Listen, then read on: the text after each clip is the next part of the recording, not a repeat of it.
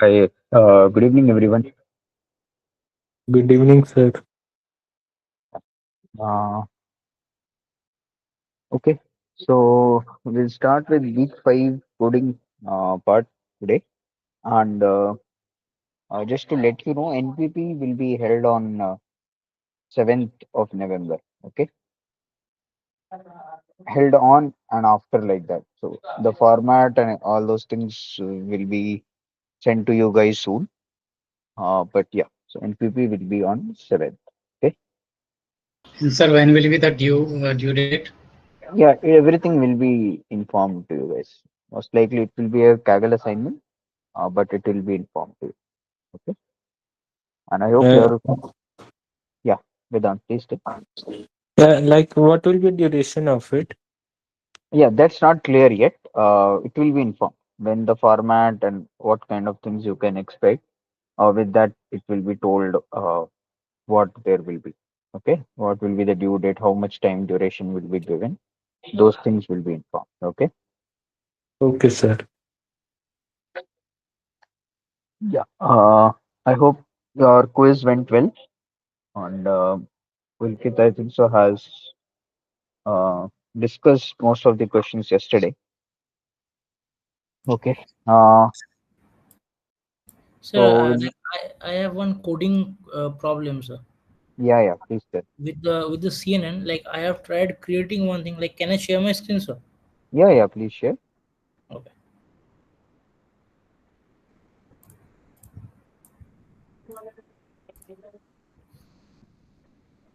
So I think, sir, my screen is visible. Yeah, yeah, it is with you. So what I did is like I have created my own CNN, and I Mm. found this one, like this layers, like the convolution layer one with the average pool and the convolution layer two. This occurs in a simultaneous way, or they occur in like random way. Like, let me show you this one.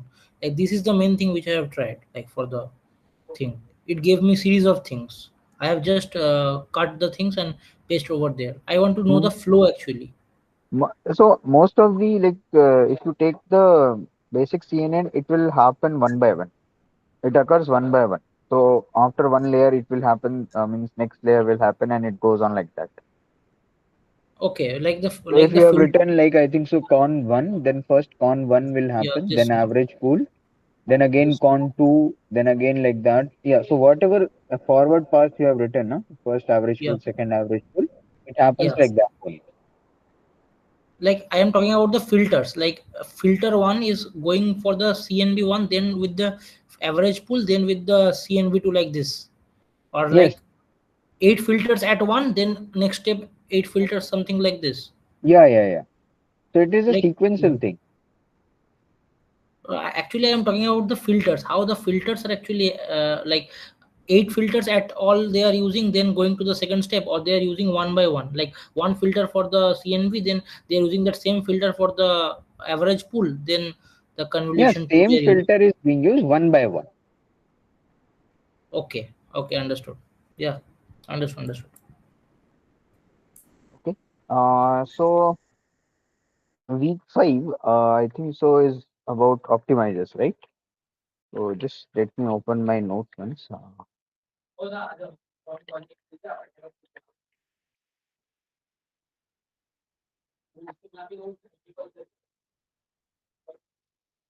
Yeah, so you guys have seen what are the challenges that happen without optimization.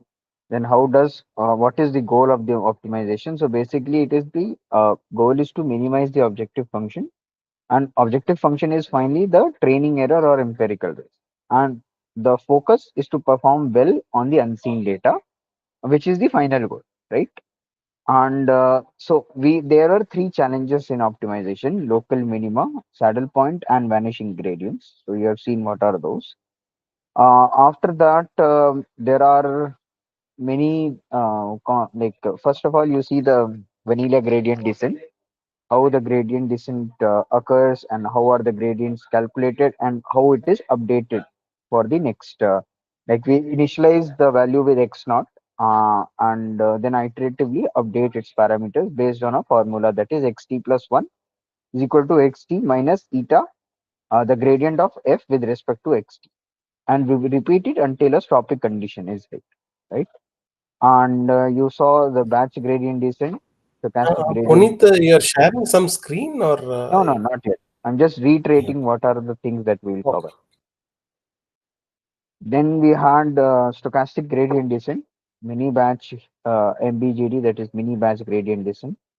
And then we come up with the accelerating gradient descents, like we saw momentum based optimizer, then NAG, that is Nesterov gradient descent.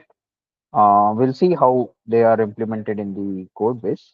Adagrad is there. Now these are more adaptive type of moment estimation techniques, RMS prop, ADA delta, and finally ADA. In coding, we will see one more extra thing, that is Adam W. Adapter, I think so. It is full form is adapter estimation gradient descent, along with the no more adaptive moment estimation with weight decay. That is the full form of Adam W. Okay, so we'll start with that now. Yeah, I hope my code is visible, right? Yeah. Okay. So first thing we will see how to implement these optimizers from scratch, how we can do it from scratch, and then we will also see the PyTorch implementation. The PyTorch implementation is quite simple. So first we have to understand how it works internally. Then we will see. Okay, yeah, Shubham, please tell. Yes, actually, what happened? You are telling that you will build from scratch. So I have tried the previous codings with the all the CNNs and ANNs. Like I found it easier with the help of PyTorch. So how should I practice? Like you go with the scratch and all, or use the PyTorch things? You can use the PyTorch. See, we are explaining you this from the scratch. This, by the reason is that you should understand how each of the algorithm is working. That's all. If you find it easier to write it in PyTorch, it is up to your choice. That is completely fine. Thank you, sir.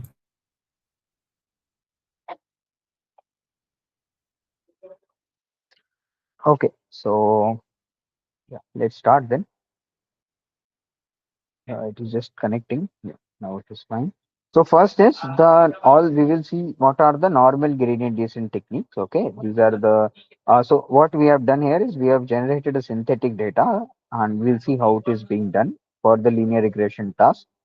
And after that, we will see how these gradient descent techniques are implemented from scratch. And finally, what is the comparison analysis? What is the impact of the hyperparameters, specifically batch size and learning rate? And then we will implement all of these things, all of these three, BGD, SGD, and MBGD, using the PyTorch. Okay. Similarly, for advanced optimization technique, we have this vanilla gradient descent, moment based, NAG, ADA grad, RMS prop, ADA delta, Adam W. These things, these are all the functions so that you can write them from scratch. How to understand them from scratch, and finally, how we can use the PyTorch optimizers. And we will have a comparison how the custom optimizers are performing with respect to the PyTorch inbuilt functions. Okay, so let's start. Okay, so first step is importing the libraries. We import necessary libraries like NumPy, matplotlib, time, uh, and then we have this random seed. We have initialized this as random seed so that we can get the output exactly what professor had shown in the lectures. So for that purpose, we are using the same seed. So let's start running this. Okay. So environment setup is complete. We are using this NumPy version. Matplotlib is using inline backend inline, and random seed is 42. Okay. What is Okay. inline backend inline means, Puneet, for Yeah. this map? So this one, right? Matplotlib inline, right? Yeah. So basically, like you would have seen. Okay, just a minute. Some problem here.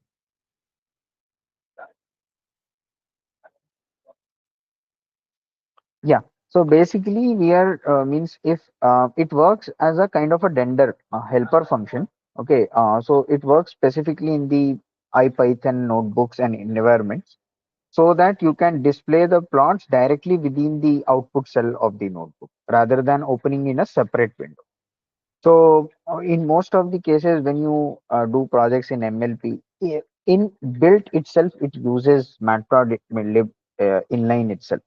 So inline means you show the output within that output of the. So you see, this is known as the output, right? This is the output for this particular cell, right? So we want to see the images in this only, like in VS Code or that. If you don't specify this in Jupyter, or in this Collab notebook, you don't have any choice. But if you use it in a VS Code or somewhere else, what will happen is it will create a plot and it will show you in a new window. Like it will create a new PNG file and show you there. So we to make sure this does not happen and the code which professor has written remains constant in all of the like most of the environments you guys practice on, to make sure that that is same and constant.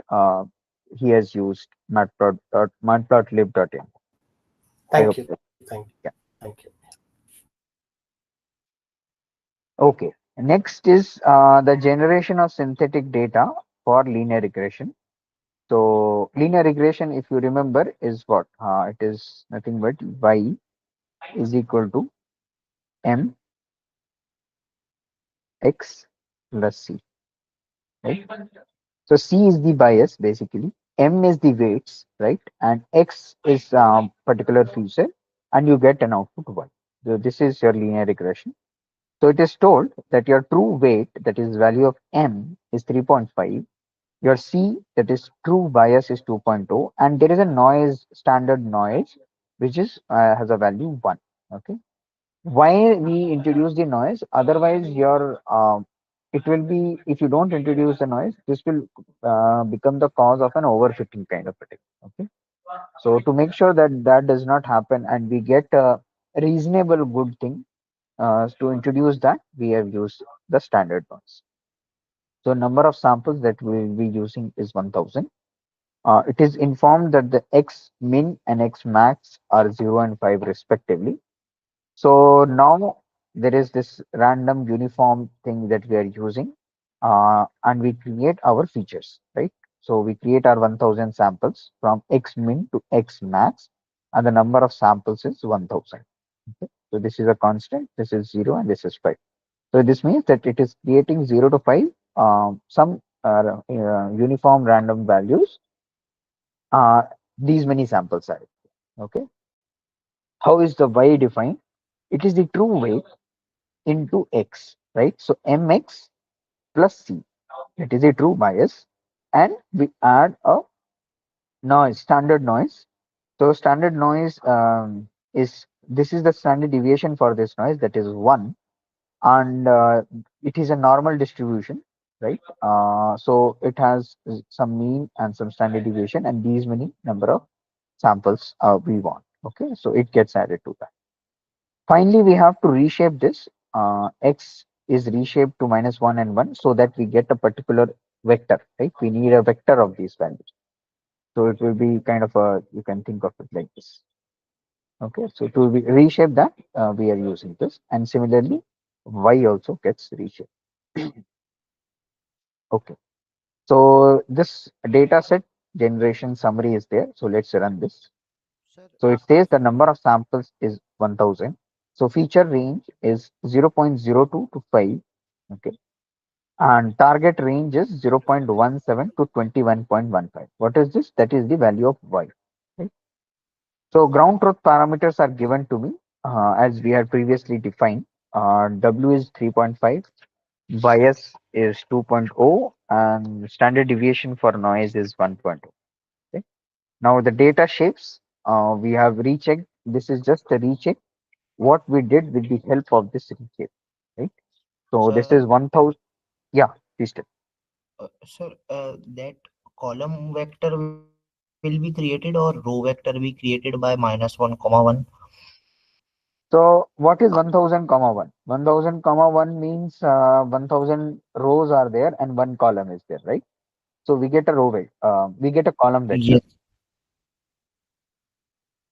Okay, sir. Okay. So this is the final shape now, and this is the event before that it happened, right? So we'll get this. So we are getting a column vector. So we check that X and Y both are 1000 cross 1, which is 1000 rows are there and one column is there to us. Okay. So with the help of this, we have our data set ready. Now we have to check what is the regression line. So with that, for that we use the matplotlib. We define a plot figure of size 12 cross 6. In that we have two, three subplots. Okay. So I think so there are two subplots. Okay. So plt dot scatter. So first is the scatter plot, and we are plotting what? We are plotting the data points, right? These are the edge colors, C line weight. So first you have to define the X line and the Y line. X line is the linspace that is equally spaced. Linspace means it is a see. Okay. Array evenly it returns evenly spaced numbers over a specified interval. So returns num evenly spaced samples calculated over the interval start and stop, right? So what is a start? Start is x dot min and stop is x dot max. Endpoint of the interval can be optionally be excluded. Okay. So now we have that 100. If you see this, so yeah, I'm trying to, yeah. So device, what are the linspace? Start, stop, number. Num is 50. And we have taken 100 in this case. Endpoint true. Yeah. So these things are not important for us. Okay. These are the parameters. Yeah. Start is array like starting value of the sequence. Stop is also array like, and it is the ending value of the sequence unless the endpoint is set to false. If you set the endpoint to false, which is by default not so, by default it is set to true. That case the sequence consists of all but the last of num plus 1, so that the stop is excluded. Okay. Num is the number of samples that we have to generate. Default is 50. It must be strictly greater than equal to 0. Okay. So with that, we have defined the X line and we also defined the Y line, which is actually the true weight into the X line plus true bias. Okay. Okay. Yeah. Now the feature is X, target is Y, generated data set with a true regression line. Okay. So this is the true regression line. We have our data points. These are our data points. So this is a synthetic data set. That's why it is looking so neat and clean. Very less outliers are there. This is a synthetic data set, so it looks good to us. This is the target variable. As we saw, it is somewhere from 0 to 21, and these are our feature values 0 to 5. Right? So this is the line that is coming. This is the true line that is expected. Okay, this is the true line that is expected. Now, what we do, we calculate the residuals. Okay, how do we do that? Okay. So residual, first we flatten the entire y. Okay, so you have 1000 cross 1. So you flatten it and minus the true weight into x flattened plus true bias. So you try to get a baseline fit. Okay, so you get the baseline fit. So this is the you can think of it like a y minus y bread. Okay, which is not exactly so, but yeah, for now you can think of it like that. Okay. So yeah, flatten, you guys know it is a built-in function to flatten the numpy.nd array object. Okay. Now we take the residuals, we plot it. These are the things. So residual is y minus y hat, and we get to know what is the frequency for the same and what is its distribution. That will be based on the noise standard deviation of the noise. So, and what are the residual statistics, mean and standard deviation? So we want the residual to be mean should be as close as 0 and the standard deviation should be as close to the noise of the standard deviation that was used. Okay. So this is what we have. So if you think the 0, it is little bit less, I think so, yeah, little bit more than the 0 value. So this is your mean. 0.0989, which should be more closer to 0, as we will see later. And our standard deviation is almost 1, 0.9884. Okay, so you get a good looking bell shaped curve. Yeah, this is a normal distribution. Okay, so we'll run this once. Yeah, so yes. Okay, yeah. Any doubts so far in this generation of synthetic data using the linear regression? Any doubts, guys? No, no, Puneet. Nothing from. Continuing then. Next, we have the utility and helper functions that we'll be using. So one is the compute loss function. This takes an x and y, that is the features and the value. Sorry, target value. W is the weights and B is the bias. We take these four things and we get a return a float value, right? So N is the len of X, that is 1000 in our case. What is the prediction? Prediction is W, that is weights, multiplied by X, that is the feature, plus the bias.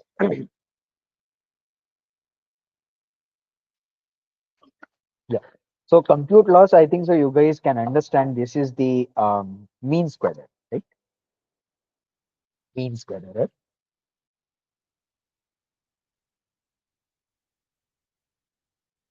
Right?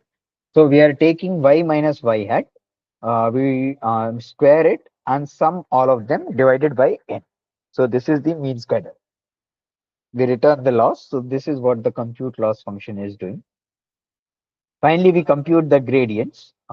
Similarly, we have these things. So how do we calculate the gradients? So n is given to us, len of x. Prediction is same. Error, what is the error? Error is the prediction y hat minus 5, right? And how this gradient will be computed? So your d of w is 2 by n. So I'll just write it down. Then 2 by n, right?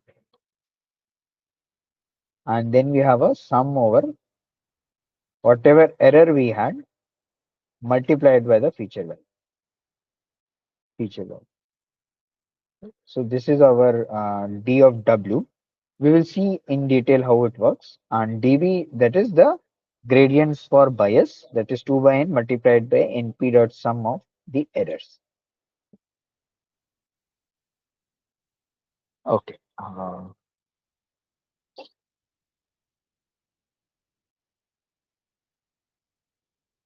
Yeah. So test W and test B is given. Now we try to compute the test loss.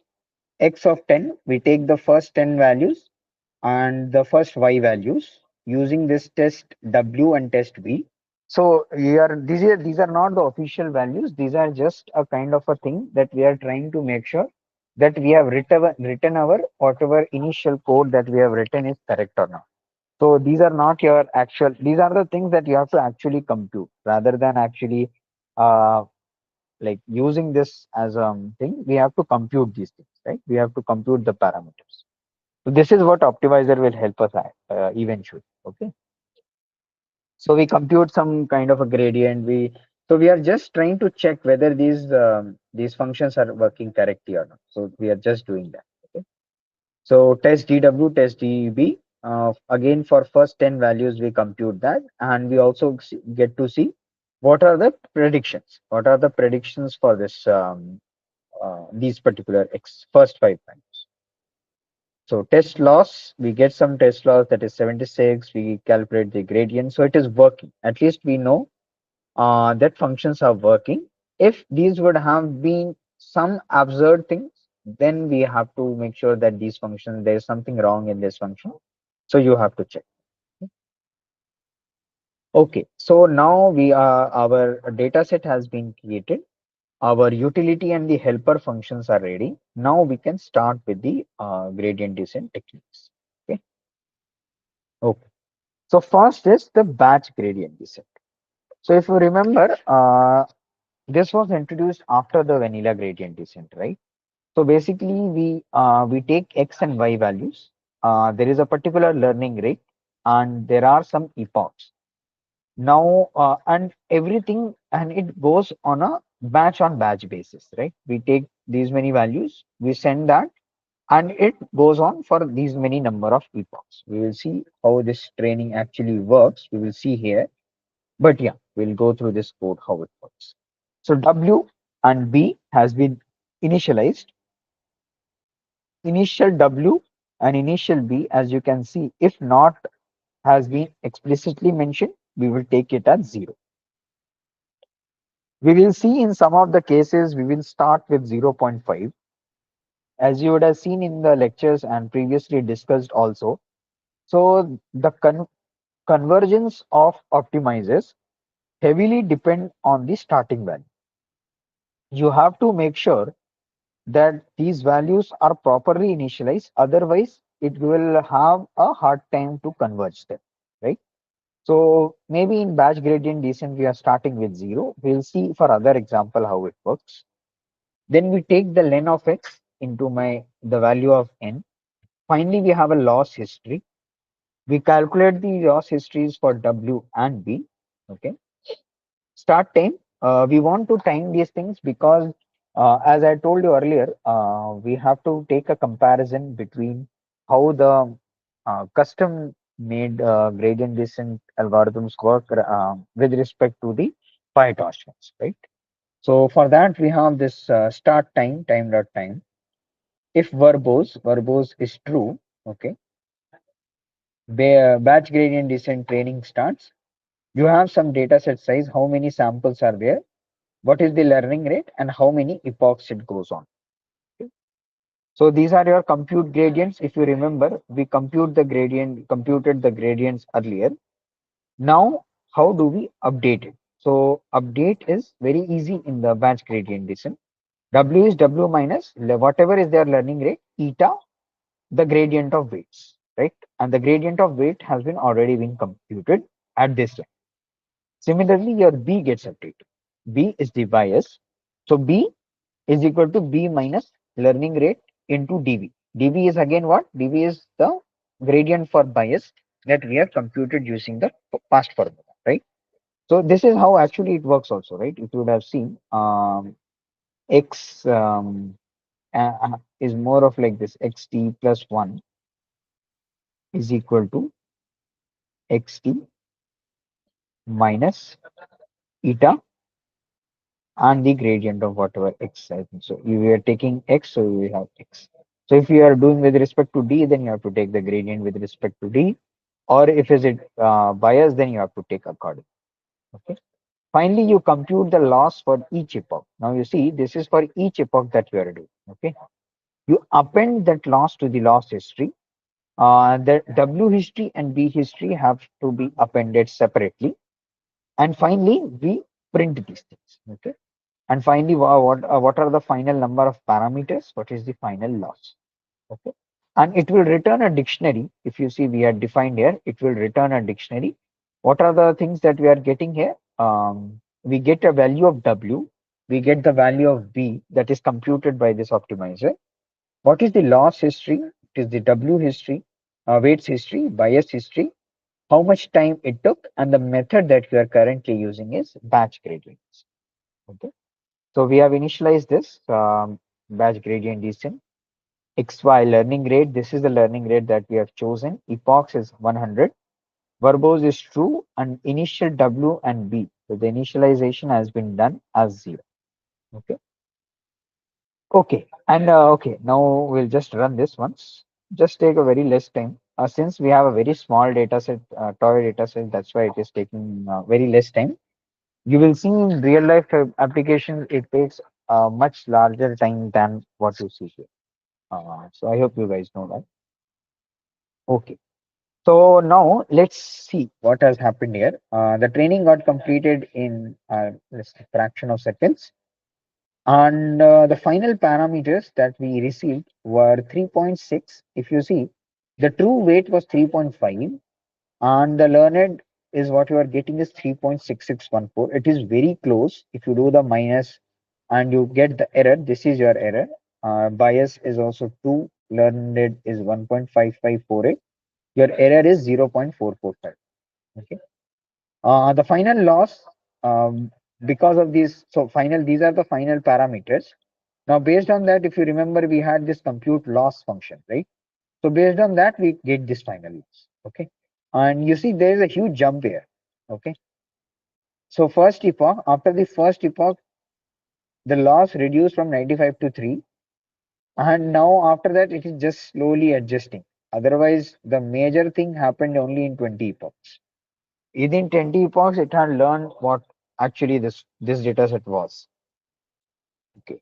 So yeah, this is how you do the batch gradient descent. Okay. So just remember, we will soon see the comparative analysis later. But just remember, if you want your results to come as fast as possible, then you should use batch gradient. It need not be very accurate, but it gives you a good starting picture. As you will see, the other methods will perform much better than this, but they are not as fast as this. Some places it might be fast, but some places it might not be that fast also. Okay. So yeah, this was all about batch gradient descent. Any doubt so far? Should I move to the next set? Stochastic gradient descent.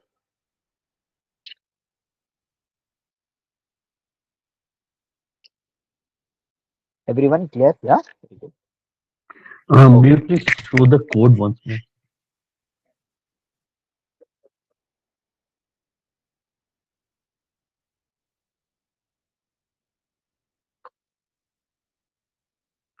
Fine, sir. Yeah, yes, please.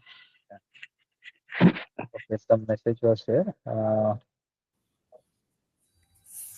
Puneet, I have Yeah, one question here yeah, before please. we go the other. See, when we do our MLP, right, we are already seen linear models, SGD. All Yeah, these are already there is a library available in sklearn, and then we were just taking it, passing on the data, and then try to get the R2 score, in this case loss, whatever it is. All these uh, are already there. Now we are trying to code it end to end by ourselves, right? yes, Here in this demonstration, what you are yeah. trying to do today, Mm. right? What is their intent here? Because already Yeah, we have a library which you just throw the data set, you can it will give you an R2 score, then you fine tune the hyperparameter. For that also we have a library available to do whatever hyperparameter tuning you want to do. So now doing everything from the scratch, top to bottom, what the library is doing with the Python codes, what we are trying to do yeah. here. As somebody else also asked the same question. So basically, yes, you are absolutely correct. We will see just after we complete these three algorithms, we will see the PyTorch will implement these things within Sure. one line. Then let's proceed. No, no, No, I'll no explain to problem. you. If you I'll are explain going to that why end, then what let us is the proceed. motivation behind this. But yeah, we will see that Pythons will implement anything like till Adam also. If you just call optim.adam, it will work. Similarly, what we write this huge lines of code. The goal is that you should understand how such functions are written inside those. Within that PyTorch, how it is actually written. So this is a kind of a representation to that. So you get a feeling how these functions are written. You have studied them in your theoretical videos, but how to implement them if needed from scratch. Because of that, you might come up with a research problem, and you might come up with something new Okay. optimizer maybe. So that is the Okay. goal, Oh, nothing else. okay. Okay. Okay. Thank you. Thank you. Yeah, so we have completed batch gradient descent. Yeah, somebody asked verbose. So verbose is basically that you want to, if you want to get high level of detailing, right? So if you want to get high level of detail in the output, generally it is used for debugging or troubleshooting kind of thing. If you have used if you have studied system commands, we use minus v. Okay, so that it activates the detailed output mode. It is kind of that same thing only here also. Okay, as far as I understand. Okay, yeah. Moving to the next. Next we have the stochastic gradient descent. So um, these things will take less time now.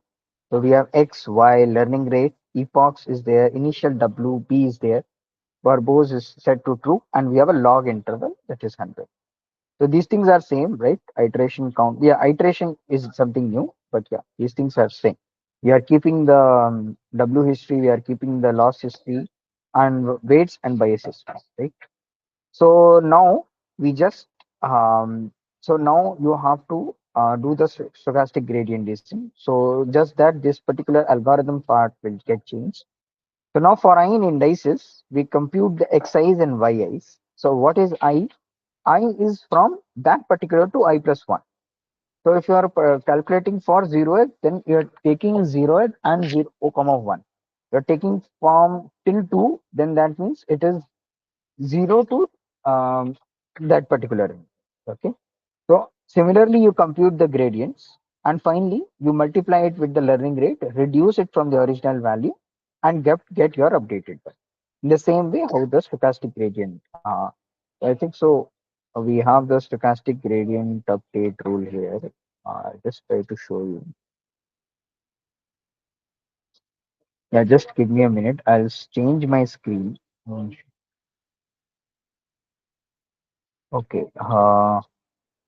I guess most of you have this my website link, right? These are the notes. So yeah, um, yeah. See, this is the gradient descent. How the first of all how this gradients are computed. Del J of del B is 2 by n. The summation over I is equal to 1. That is what we did there as np dot sum. Yi hat, that is the predicted value, minus the yi, right? And del J of by del W, that is the gradients with respect to weights. That is 2 by n yi hat minus yi multiplied by the xs, right? And one more thing. Yeah, see, this is the way. This is how it is getting updated. W is equal to W minus eta of the gradients with respect to weights, and bias minus is learning rate multiplied by the gradients with respect to bias. So this is how it is done. Okay. Sir, may you please pass on the link for this notes? Yeah, this website link I will give you. I think so. All courses you can find the notes here. These are what I made. It may not be the best, but yeah, I somehow worked. Yeah. Okay. Coming back to the collab notebook. Yes. So this is what we are doing. We are computing the gradients, recomputing the W and B's, and we keep an iteration count. How many iterations we are taking, right? So this will be something new here. How many iterations we took? If iteration count mod log of interval is equal to 0 at that place, so this is a kind of a stopping criterion. If you want to get an early stopping criterion, where we calculate the loss, we compute the loss history and W and B history. Okay. Then we append them for storing purposes. So yeah, these are the things. Only one thing got added, iteration, right? So this is the stochastic gradient method. Yeah, so let's see this. So we have the data set size as 1000. Your learning rate is 0.001. There were 20 epochs. Update per epoch. That means what I am doing is I am sending uh, entire data set per epoch, right? So 20 epochs are there, but my entire data set goes per epoch. This is what will get deferred in mini batch gradient descent. So total updates, how many total updates happened? 20,000. So how it is calculating epochs? What are the total number of epochs and what are the updates per epoch? So multiplied by that, you get the total updates. Okay. So this time you see it was able to converge much quickly. Within 1 or 2 epochs, it had started to converge, right? So training completed, you see the time got increased. If you remember from the earlier example, the time was much lesser. It was in one by thousand of what time it is taking right now, right? The total parameters, again, the values are not very bad. You wanted 3.5, you got 3.48, and your B is 2 point something. So error has reduced. If you see carefully, your error has reduced, but your time was more. Okay. So this will get much better in the mini batch gradient descent. It will reduce the time also, and it will reduce the errors also. Okay. So this will get better in the next step. Okay. So this is what we do in the stochastic gradient descent. So yeah, we'll discuss the next one also now. Okay. So the X, everything remains same. Only new thing that gets introduced in the mini batch gradient descent is batch size. Okay. That is 32 in this case. That means in every batch, I will send only 32, right? So this is what happens. So it will create the total number of batches. What is that? It is the C log. You take the n, that is 1000 divided by 32. I think so. The total number of batches should be. I just check 1000. 1000 1000 divided by 32. You get 31.25. But since you have to take the seal of that, not floor, so there will be total 32 batches, right? So total number of batches are 32. Yeah. So start time, everything, if you check, everything is exactly same. Nothing gets changed here. Earlier I was using X size and Y eyes. I'm just using X shuffled and Y shuffled. That's all. We are taking some permutation, and since we have to make sure that it does not remember the order, to make sure there is no bias to the order of how the data set has been arranged, therefore we take a permutation here, and everything else remains same. Okay. Yeah, iteration, batch size, and this method is known as the mini batch gradient descent. Now you see number of batches is 32. Batch size was 32, number of batches was 32. Learning rate is 0.01, epochs 50, updates per epoch 32. Earlier was 1000. Why? Because the entire data set went in one go. Now what we are doing, we are just sending 32 samples per batch size. So exactly that number of updates will be there for each epoch. Okay. Okay. These are the values, and you get equivalent kind of a result, and actually little bit better, sometimes not better. So more or less same what you got in SGD, but this time you see your time was almost better, 1/1000. Yeah, it was 1000 times much better than what you got for the no, I think so the mini batch gradient descent. Okay, let's keep batch gradient descent BGD as the first one. Then your this stochastic gradients was 100 times slower, and this is only 10 times slower. So this is how you like this demonstrates how mini batch gradient descent is better, and it gives you a comparative better performance with respect to stochastic gradient descent and the batch gradient descent as well. Okay. So this is what only difference between SGD and mini batch is, we make a small batches. Okay. So this is what we do. So yeah, any doubt so far in the SGD and the mini batch gradient descent part?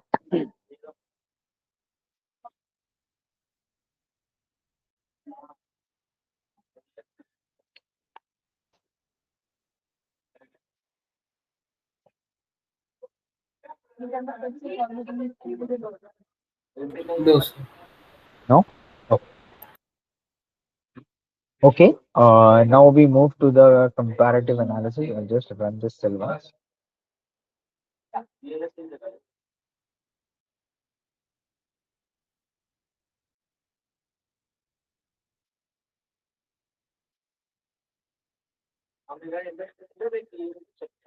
Okay. Now is the comparison analysis. We are taking this the loss history of batch gradient descent, loss history of the stochastic gradient descent, and the loss history for mini batch gradient descent. We take the epochs and the mean squared error, and we try to see what is the convergence comparison for all three. This is the first thing. This is the first thing. This part.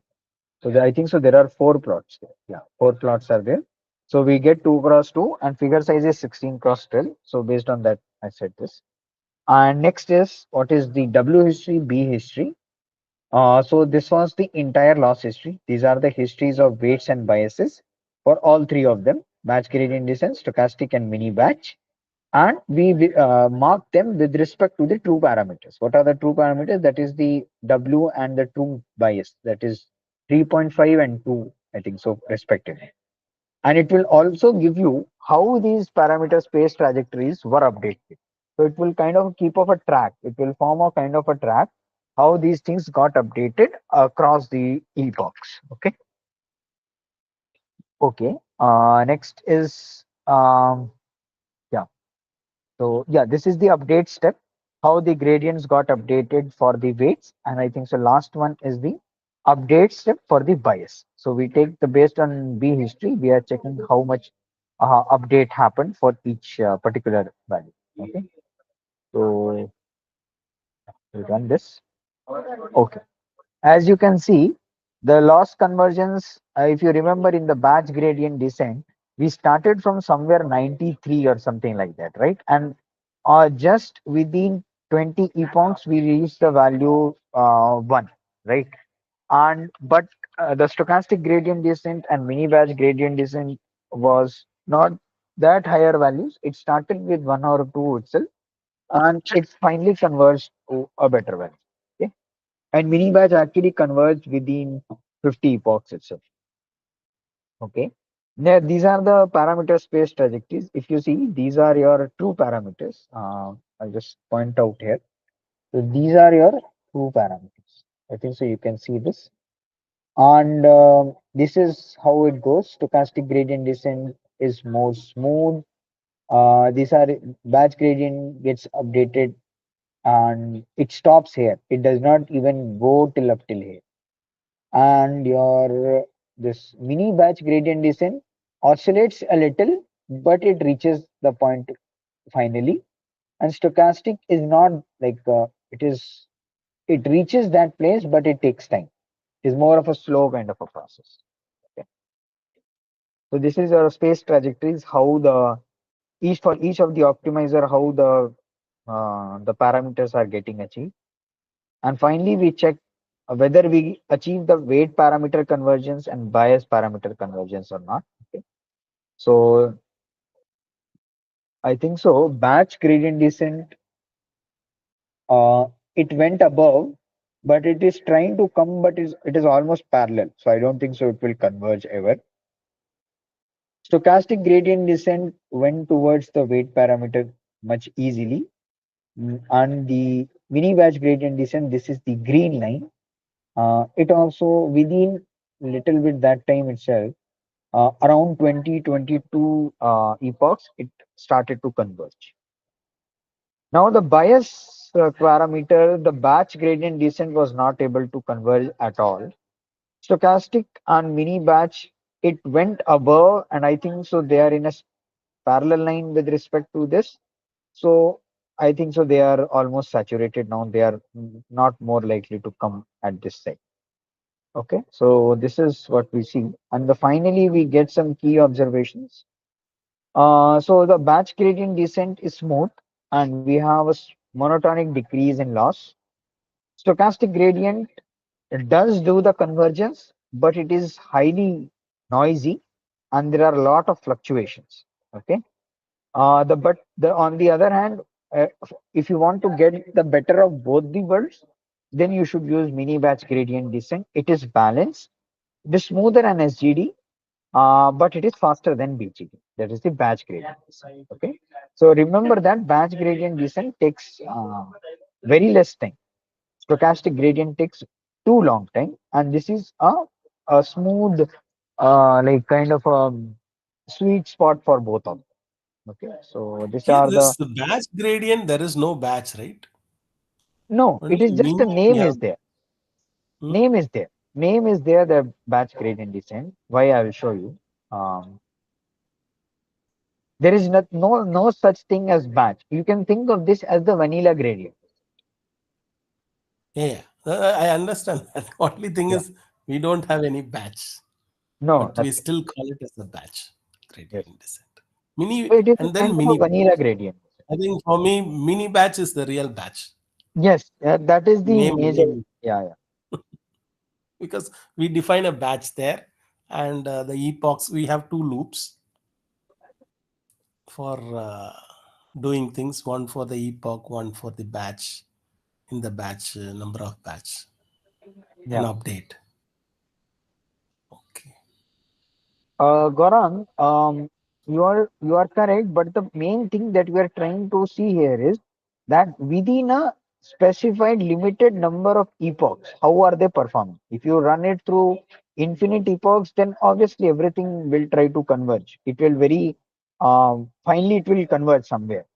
Might be possible that this might also converge, but within a possible number of limits, how much it is performing. So you see, this error is much greater than this error, right? So this is what we want to see here.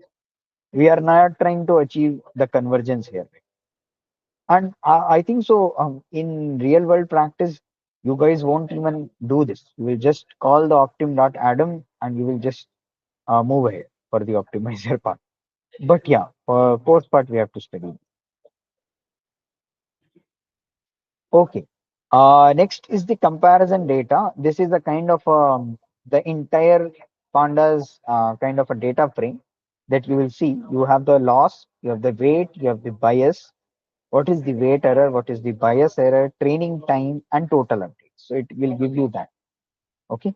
So in this place you can see the total updates that took place was 100 only. Stochastic gradient descent 20,000 updates, and this was 1600. 1600 is a good amount.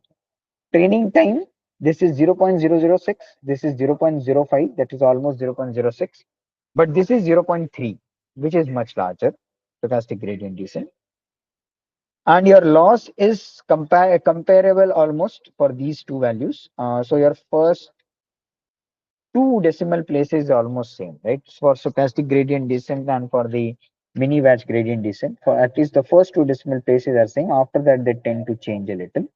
But your batch gradient descent final loss is still much. You can see, you can say that it is not much far than 0.97, but if at such a small scale of only 1000 samples, it has such huge difference. Then you can imagine how big differences it will cause when it has a huge data set, right? So yeah, that's the point. Okay. So the final performance insights is the best final loss you are getting is because of the mini batch gradient descent. If you want the fastest training, go for batch gradient descent. So you can, so this is generally used if you want to create a baseline model or baseline optimizer, something kind of that. The best weight recovery is done by stochastic gradient descent, and best bias recovery is mini batch gradient descent with the least error that is there of 0.16.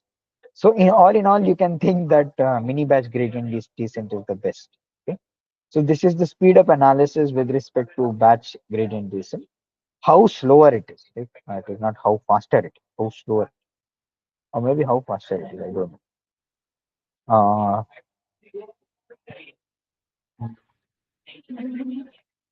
yeah. Okay. Okay. So this was the comparative analysis that we have seen. Now moving to the next step. Entire data set. Yes, it will go through the entire data set in one step.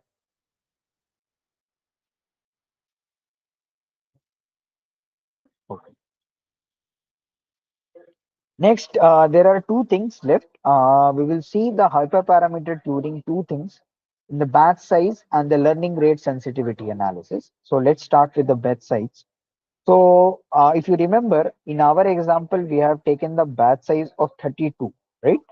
So we are taking some different values and see how each of them are performing. And these are the batch results we will store here. So training with batch size. So you are doing this mini batch gradient descent for different batch sizes. That BS is what is taking the values from batch sizes for BS in batch sizes 1, 8, 32, 64, 128, and 256. You store the result, you calculate the training time and the parameter errors. Okay, and finally we plot these things. These are just plotting. We are not doing anything big here. You have already seen these folks.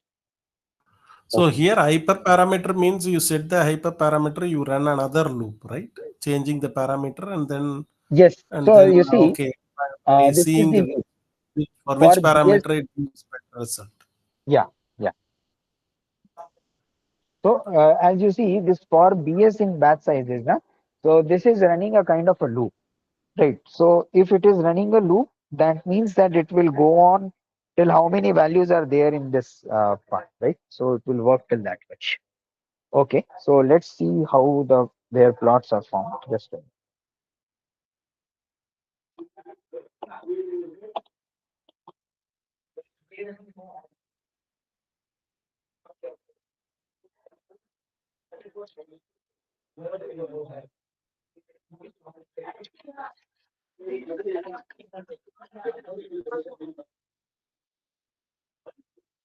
Okay. Yeah, plots. Okay. So better we will see the plots itself.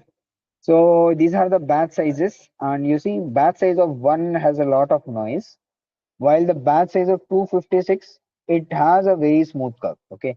So final loss is whatever is the batch size. 0 is 10 raised to power 0 is 1, and finally 10 raised to power 200, that is 256 is here. The final loss is somewhere here. You get your best value, I think so, at 64 at this place. Yes, this for this data set, your best batch size would have been 64. This is the training time versus the batch size. You see, training time also reduces. If your batch size is too large, then your training time is also large. As and when your batch size increases, the number of the training time also decreases. But you have to remember that after certain point, your final loss tends to shoot up. So you have to find a sweet spot. So this is the sweet spot for us, that is 64. Okay, parameter updates per IPA. So these are the parameters updated per IPA. So this is a small kind of a summary what it happens.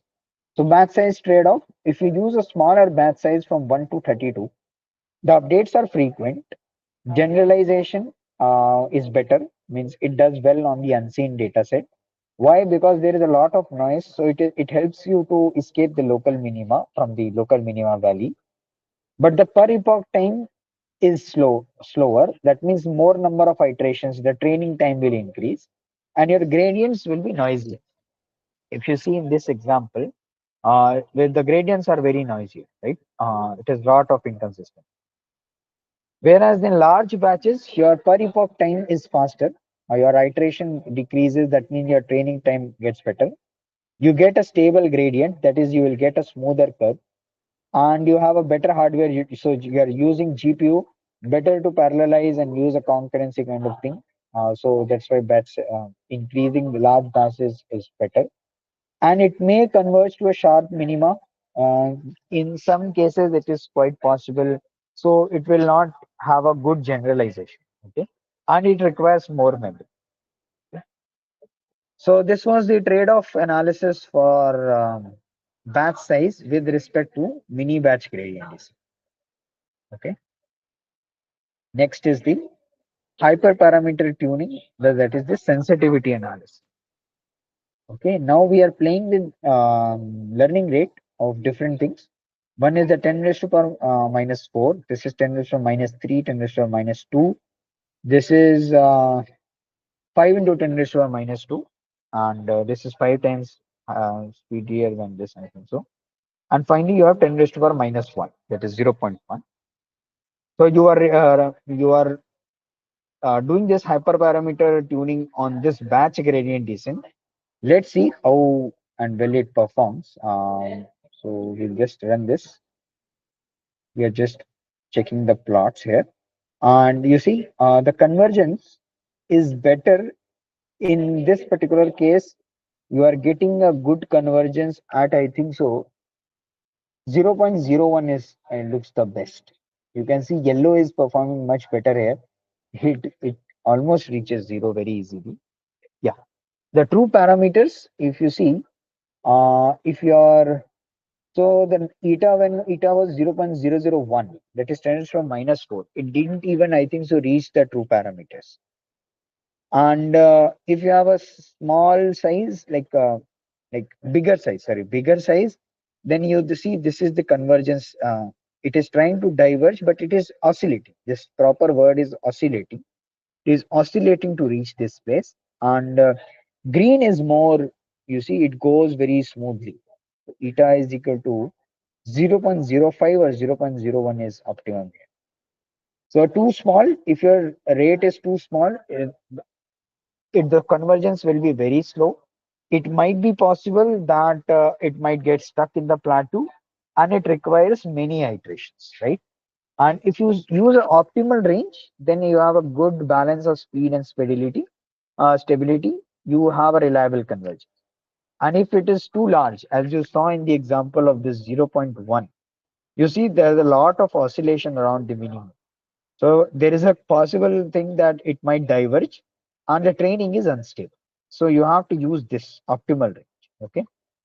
I think so for this data set, 0.05 is the optimal. Okay. So this green one, you can see. How could it diverge? Well, I will tell you. You will see in Adagrad and some of the other things, and also in this also, you see when it is oscillating, while oscillating, you this yellow goes away from the true parameters, and then again it comes back. There is a possibility that it might come back. There is a possibility it might not come back also. So you have to be vigilant about that. I hope that is clear because it is oscillating now, so it can go about. Okay. Ah, hmm, okay. Yeah. I hope we have covered the basic gradient descent techniques. Do you have any doubts?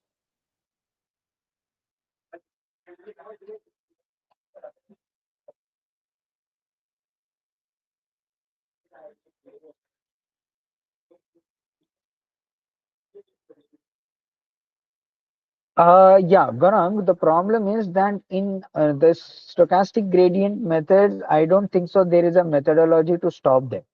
It is possible they might come back. That's why we use kind of a scheduler. If you remember, the sir has discussed about learning rate scheduler, right? So learning rate scheduler helps you to come back if you diverge. So, but that is used in, I think so, momentum based and the latest optimizer methods. We will see that today, uh, just after some time. Okay. So just give me a 2 to 3 minutes break and then we will start with the advanced optimization. Okay.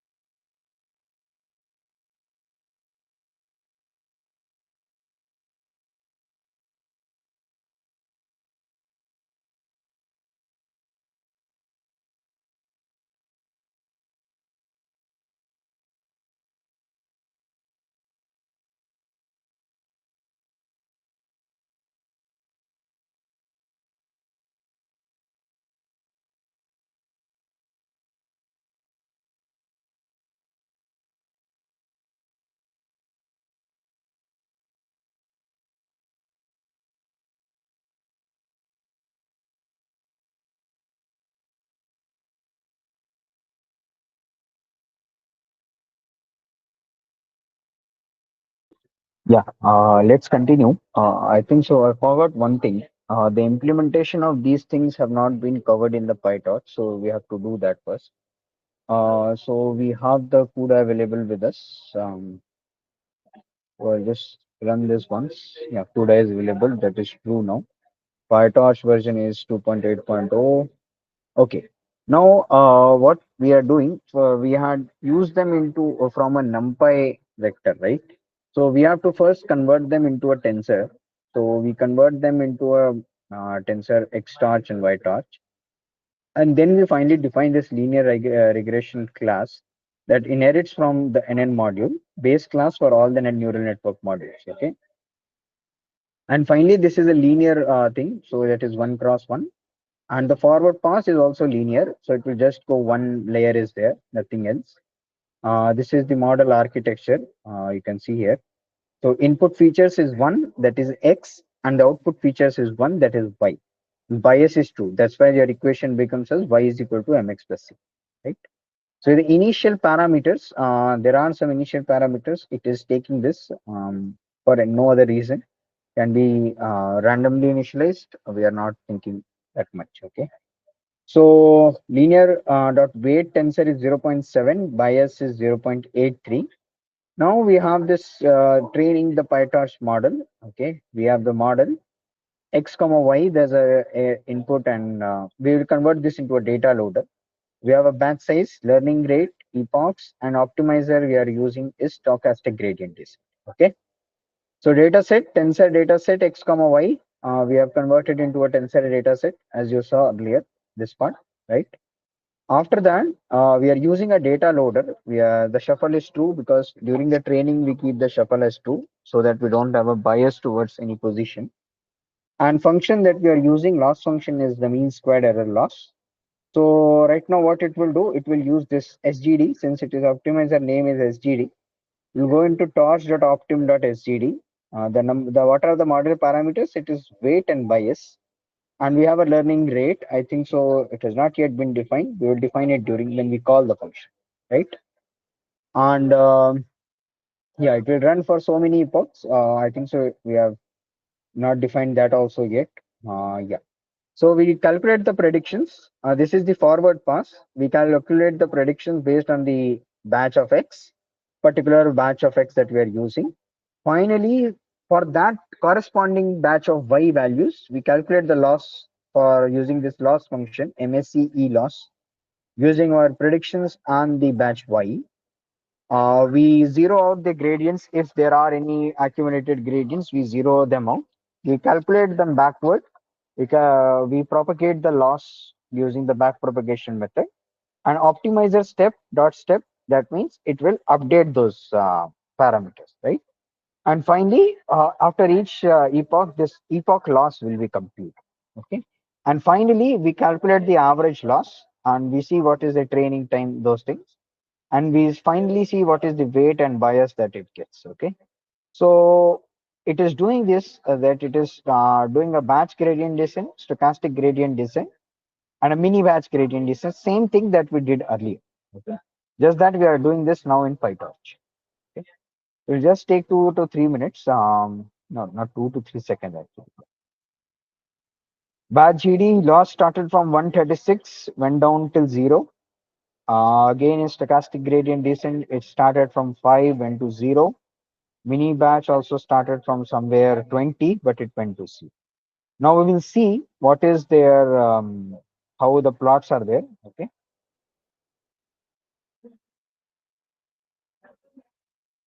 PD is not good. Okay. I'll just write it here. Stored pandas as PD.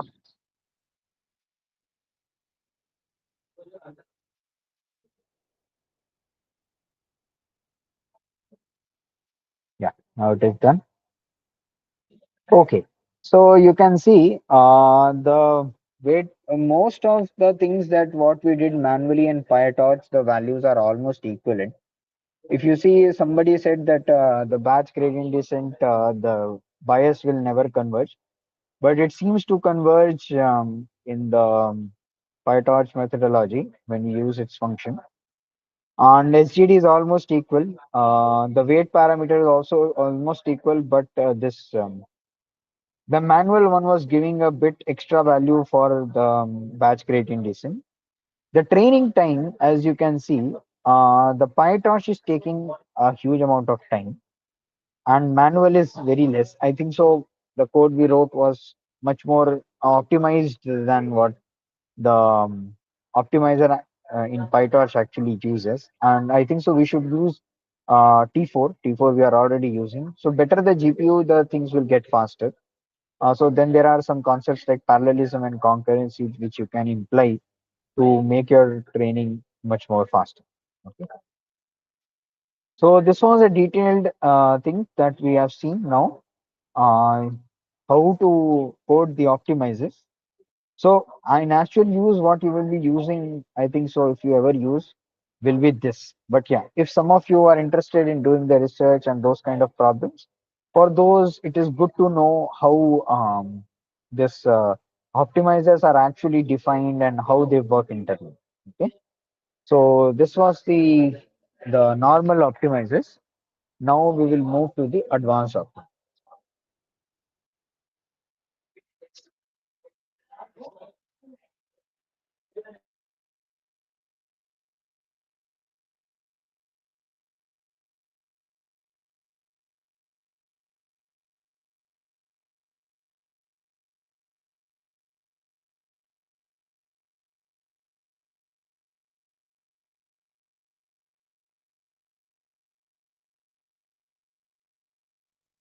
Yeah. Uh, did anyone have any doubt?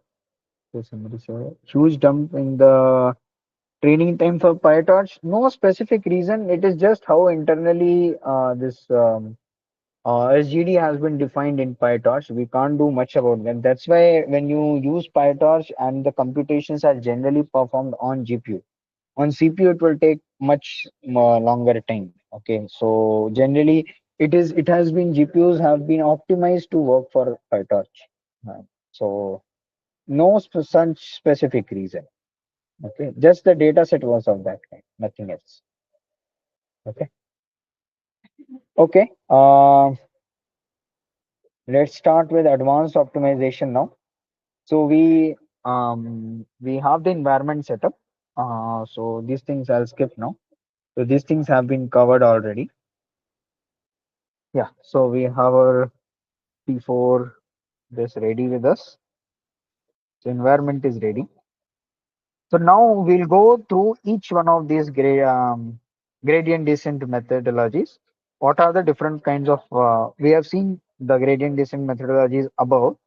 Now we will go to the other kinds of optimizers. Okay. So this is the first one is the vanilla gradient descent. You can think of this as the batch gradient descent or something like that. Okay. So params, so whatever are the params, you initialize them. The learning rate has been initialized as 0.01. First, we zero out the gradients. If there is any gradient available, you just zero it out. We'll be using these functions later when we call the vanilla gradient descent. So how is the step function working? So if there is no gradient, for every parameter, if the parameter gradient is not equal to none, then it will just reduce. Parameter is equal to parameter minus self.lr, that is the learning rate, multiplied by the parameter, the gradients of those parameters. Okay. So vanilla gradient descent optimizer, the update rule is theta new is theta old minus the alpha times the gradient of theta. Okay. So the parameter, you can think of W and B as one of the parameters if you saw in the earlier example. Then your what will be the formula? If you particularly watching for W and B, it will be kind of a weight new is equal to weight of old minus eta, that is the learning rate, multiplied by the gradients of W. And similarly for bias, bias new is equal to bias of old minus the alpha, that is the learning rate, multiplied by the gradients of bias. Okay. So this is the vanilla gradient descent optimizer. We have seen this already. Now from here, we get some advanced optimizers like momentum based optimizer. First is the momentum based.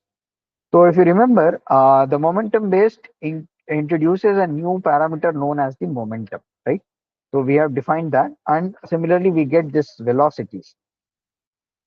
So how it works if the parameter gradient is not none? So till this much part everything is same. This is the place where it gets changed, right?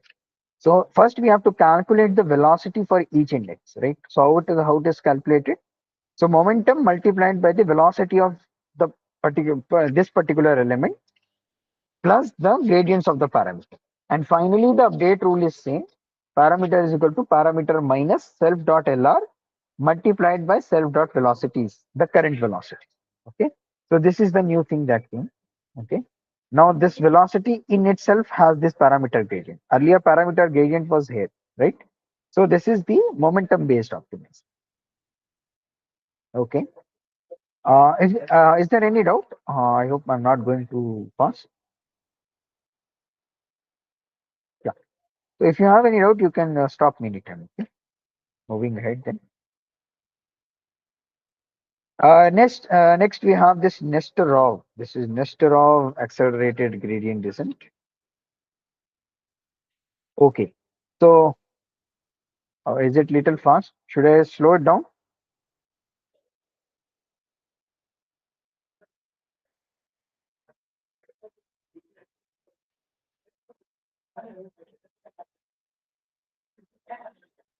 Okay, okay. Sorry. I'll make sure to we slow it. Okay. Yeah. So next we have the Nesterov accelerated gradient descent. It is a kind of a momentum based optimizer only. So if you see the parameters are same, learning rate is same. We have the same thing known as momentum here and velocities is there, right? The zero gradient function works similar to what we have once defined. And till this much, everything remains same, right? We have to see this part. This is the place where actually this thing gets changed. If you see in the earlier one, I'll open all of them now. If you see here, we just updated the parameter gradients, right? Here, what you did was V of I, that is V of I is equal to momentum, that is rho, multiplied by the V of I plus the gradients of the particular parameter, right? And then we add those velocities. The gradient have been calculated, and now you compute the velocities, right? In the Nesterov accelerated gradient descent, if you check carefully, this function is same, right? This function and this function is same, right? Exactly same. The change comes in the parameter. How? So parameter is equal to parameter minus. You multiply the learning rate not only with the velocities of I, but you also multiply with them with the momentum and add the parameter gradients. So this is how the Nesterov gradient descent. I guess you guys have seen this properly in the theory part. So I'm not covering exact maths behind this. So momentum is generally starting, beta value starts with 0.9. Your learning rate on an average is 0.01, 0.001, something like that. Okay. So I'm just defining all the functions first of all, and then slowly after defining all these functions, we will go and see how these how these are working. Okay. So yeah, next is the ADA-grad. Now, what are ADA-grads? These are adaptive gradients, right? So these are more like Adam. These are not exactly Adam families, but yeah, these are better than the momentum base. Okay. So something gets changed here. If you see carefully, earlier you were using momentum. Now you are using a value of epsilon. Currently, this epsilon is 10 raised to power minus 8. Okay. And we will introduce the concept called sum of the squared gradients. Okay, one is the sum of gradients, another is sum of squared gradients. You will see this up till Adam also. Adam also uses this formula where it uses the gradients as well as the sum of squared gradients. So we are initializing this new variable called sum squared gradients. This remains same. Again, this part remains same. What differs? See, first sentence is sum of squared gradients for every elements. What we do, we square the value of parameter gradients. Whatever were the gradients for that particular parameter, we square them and we store them. Okay. Finally, we define this adaptive learning rate. What is this? Now, from here you will see the concept of scheduling the learning rate based on so how it actually in concept it works like this, that once you move after a certain point, very old gradients are not much used to us, right? So based on that, you can adapt your learning rate. You can change your learning rate itself. So till now you were changing the gradients, right? You were doing playing with the gradients. Now you are playing with the learning rate itself, right? So you calculate this adaptive learning rate as whatever was the eta, that current eta, divided by the square root, that is the under root of whatever squared gradients I had plus this epsilon value, right? That is 10 raised to 1 minus 8. So I add them, take a square root of them, and finally you divide your learning rate with this particular. And you multiply this parameter gradient just like you did in the vanilla gradient descent. You see, this parameter gradient descent was getting multiplied by the self dot learning rate. Now I am multiplying this with the adaptive learning.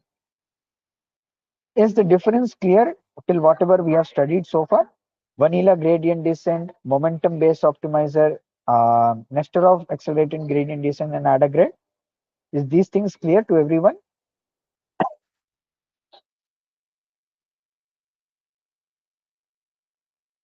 Guys?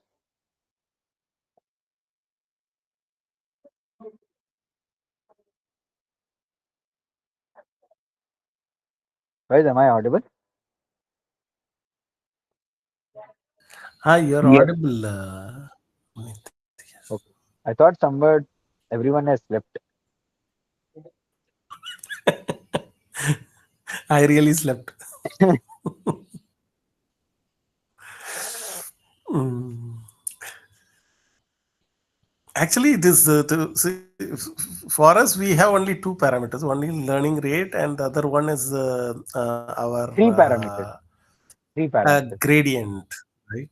Learning rate is there. Then we have No, in momentum. the general formula, gradient descent, we have only these two. Yes. And then So only finally thing in is I momentum either based, play with my learning rate or I yes, play with my gradient. my gradient. So all Yes, this very good. advanced features they introduce by playing with these two values, right? Yes, In yes, principle, yes. in principle. Okay, and all these are After all are that, empirical. So somebody did a trial and error and then try to introduce something values new and for then us to try to study. update. Yeah. Yeah, maybe we can also put another. They put a beta, we can put alpha, and then if something Yeah, you can come up working, with something else. You can come up with delta and gamma also. yeah. I'm expecting an Adam was there. I'm expecting an Eve. Yeah, E came here, na? E started coming here. See, you really slept. Epsilon. E came here. No, Eve, Eve. What? Sorry, Adam I and didn't Eve. get. Eve. Adam and Oh, Eve. okay, okay. Yeah. Acha, acha. Okay, sorry.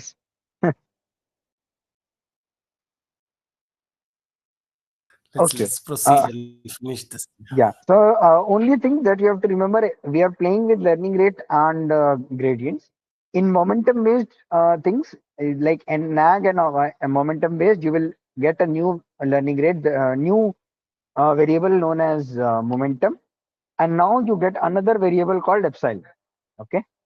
So just this is for the ADA families. Okay. This is the adaptive.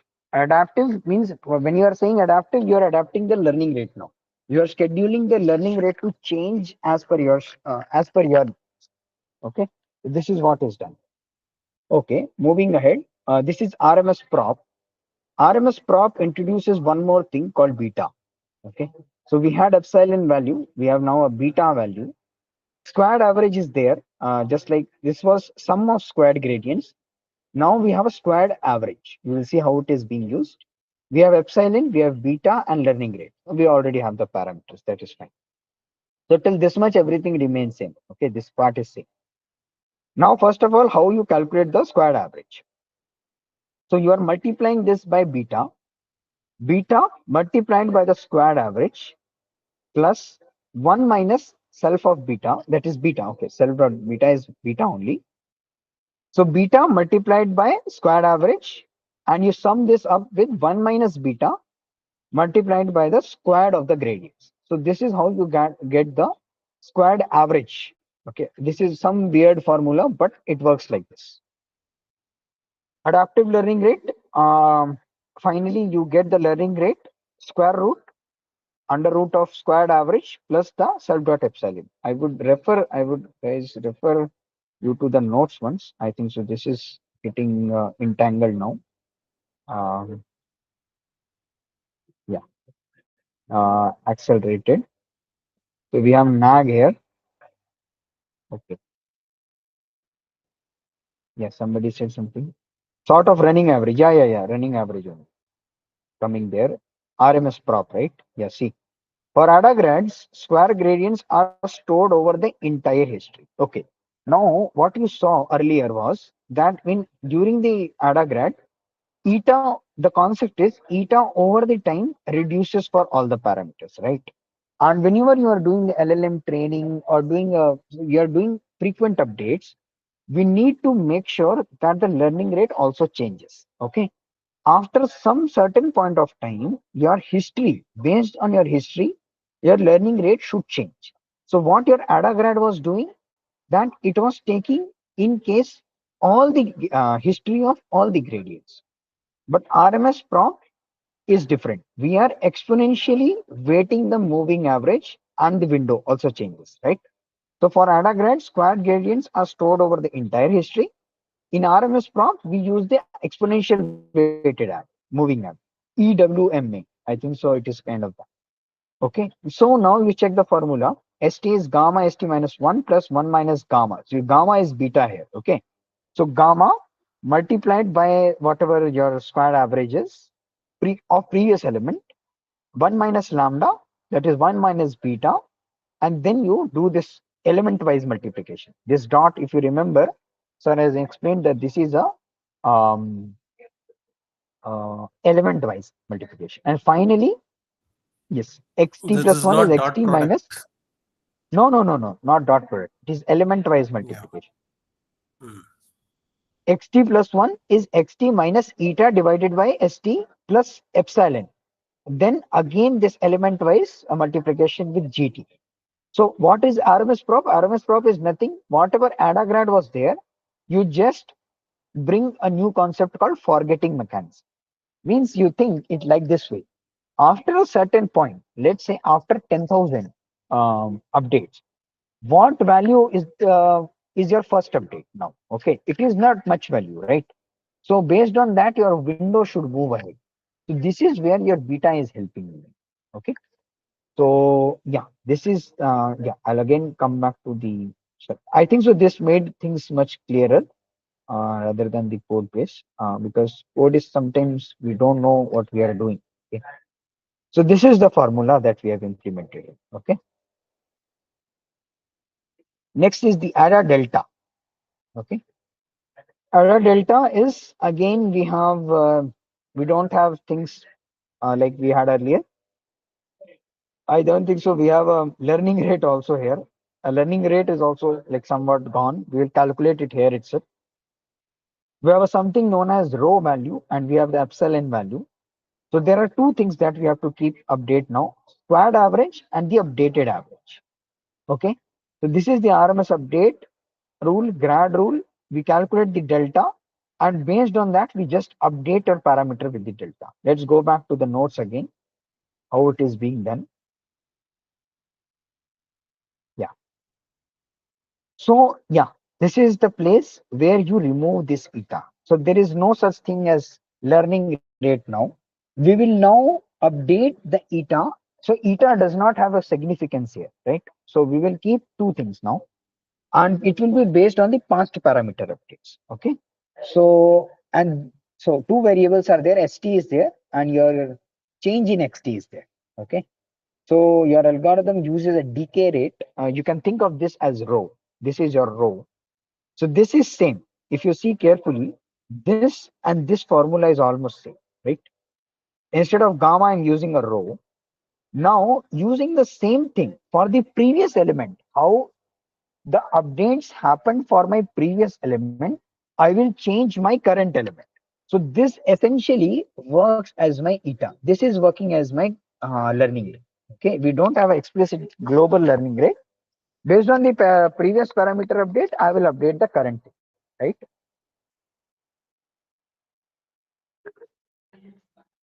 And finally, So you don't need to whatever set the updates, learning rate. The learning rate itself gets calculated based on the actual previous data update, itself. not, yeah, Yeah, data and the previous update. is with the data, the feature data, right? All these are Yes, based on. yes, yes, Gaurang. LR is calculated per step. Yeah, I hope this is clear. Okay. So this is the main concept. ADA delta removes the global eta, and we are using the past parameter updates and whatever data input I have. Based on that, I am taking a decision right in that moment of time. Okay, this is what it is. Okay, I'll explain the Adam also from here. Okay, and then I'll go back to the code. So Adam is momentum along with the RMS prop. Do you remember what RMS prop was? RMS prop, we were using the exponential weighted moving average, and your momentum. This is your momentum. Down the hill, we get momentum. Oscillation tends to cancel out. Okay. So we'll use these two concepts together this time for the Adam.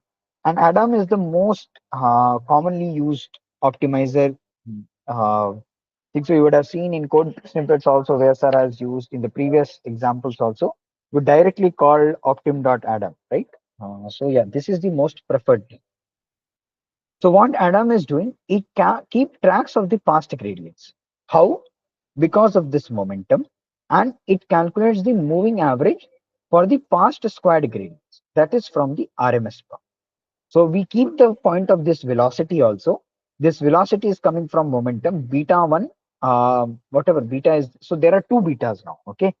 So beta 1 is used for the velocity calculation, and this beta 2 is calculating this RMS prop, right? So this portion comes from the momentum calculation.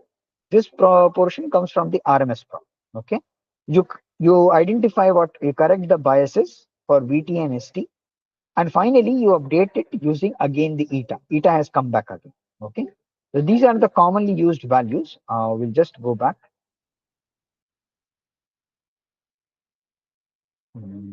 Yeah. So yeah. So this was the ADA delta. You guys have seen this. ADA. You see, beta 1 is there, beta 2 is there. You have epsilon, T, M, and V. These are the values that we saw, we have used. So first you update your M, you update your V. So first you update your, this is based on your momentum. You are calculating the velocity first of all. And what is V? It is based on your moving average, exponential moving average, and you correct these biases, and finally you update them in your parameters.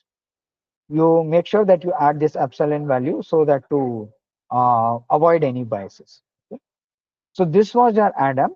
And Adam, when this has not been taught in the theory portion, when Adam gets accumulated along with the weight decay, if weight decays along the time, and that we see, that is the Adam W.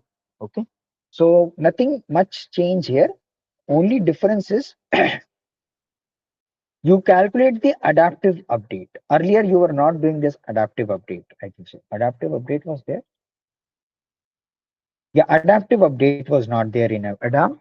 Now you have adaptive update along with the self weight decay. You have certain weight decay that is happening at every particular point of time, and then you just update your parameters based on. Okay. So I'll just run these cells. I think so. I have not run this. So NAG I have run ADA delta. We have this momentum based optimizer, Ninja. Okay. RMS prop, ADA delta, Adam, Adam W. Now this is a small function to test if these my optimizers how well. So I'm going to test different kinds of optimizers, right? So these are kind of a standard test. These have not been covered, but I would request you guys to. These are very small formula based things. Okay, so one is Rosenbrook.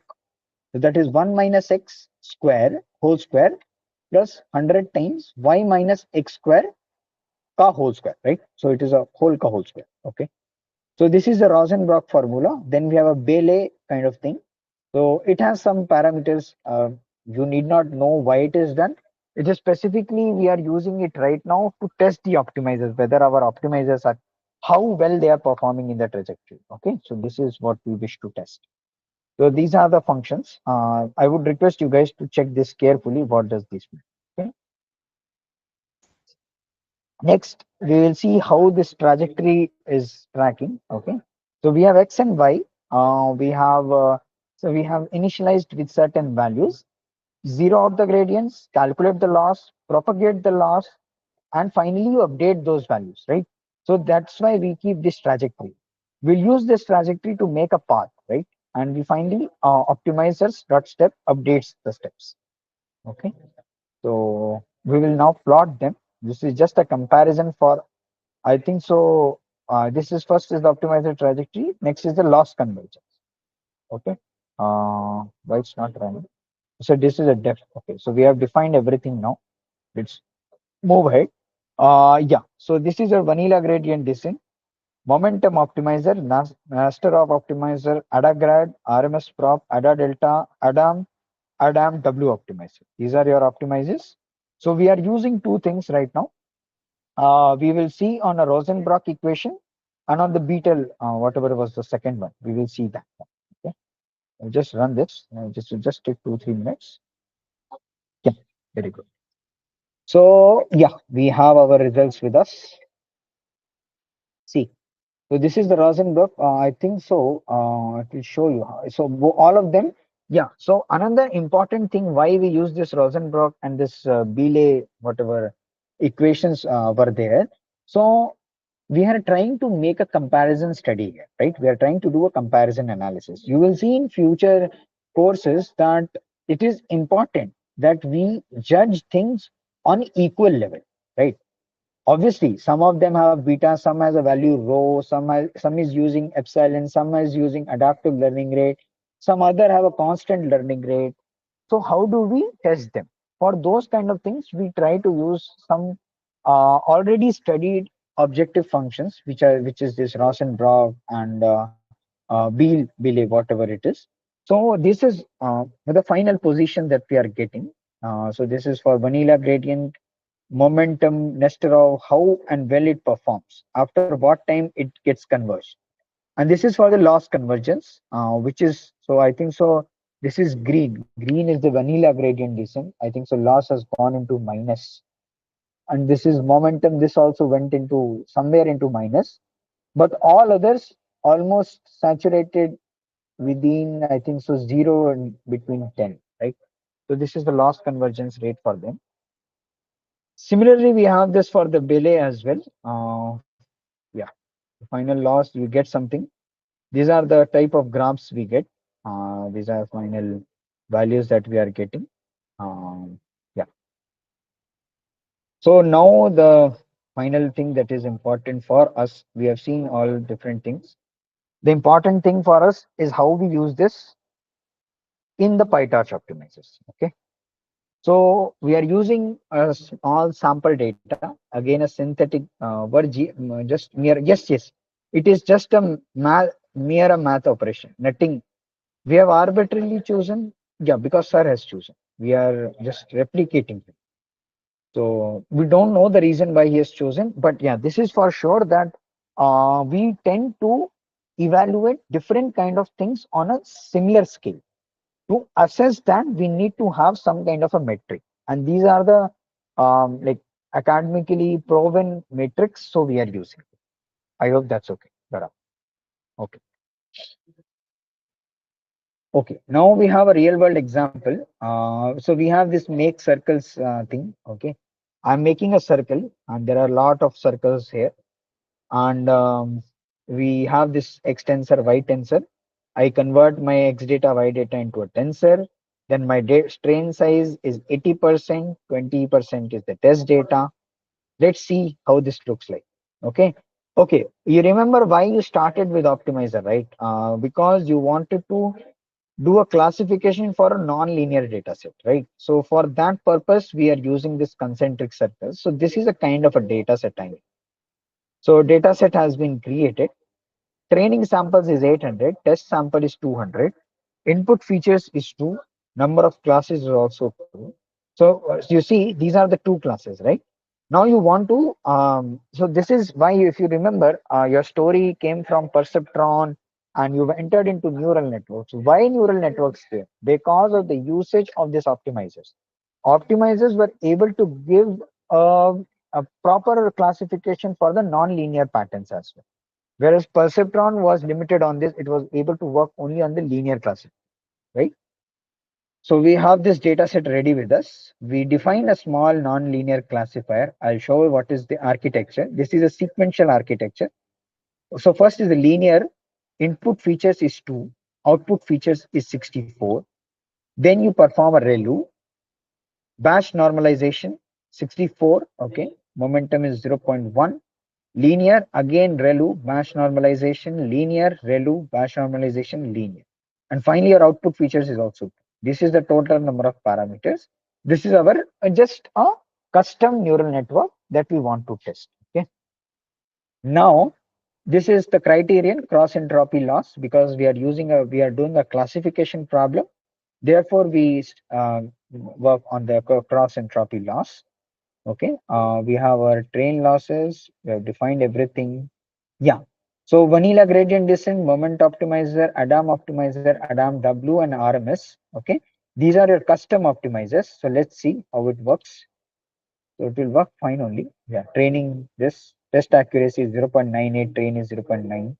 Momentum, you got the training accuracy as 1, but your test accuracy is less. Adam increased, you see, your training accuracy is 1 and test is 0.9850. It is best, I think so. RMS problem, yeah, so best is Adam only. Now, what you are, I think so, yeah, this is just a final performance. Yeah. So this is how your test accuracy graphs are there. Yeah, and these are your PyTorch optimizers. How you call them?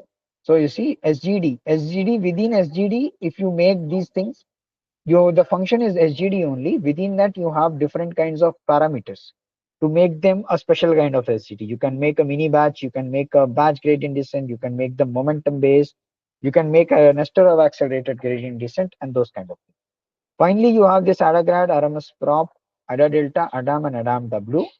And these are your results using the PyTorch. Okay. So let's run this once.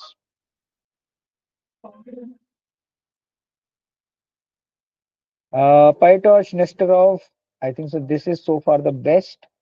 Ada delta, PyTorch, Adam did not perform that well. Adam W performed. Okay. So again, we see the graphs for them. Yeah, these are not much important. Most important for you guys is this particular code. Okay. This particular code is most important for you. You have to call, you should know what are the parameters, what are the kind of hyperparameters that you can tune in to get the best results in your NPP. I think so that will come in NPP2, but you should know that. So yeah, that's it from my side. If you have any doubts, you can please let me know. When is the NPP? 7th. 7th of 7th. November. Yes. First NPP. Oh, we have 2 NPPs. Yes, 2 NPPs. I think so. Yes, somebody can confirm this. Syllabus and all those things will be clearer to you soon. Just a matter of chance that Adam did not. Yes, it is a matter of chance. It's not a matter of chance. It depends on my data. Most of the places Adam will work the best, but in some cases it might not. Okay, so you have to be ready for that.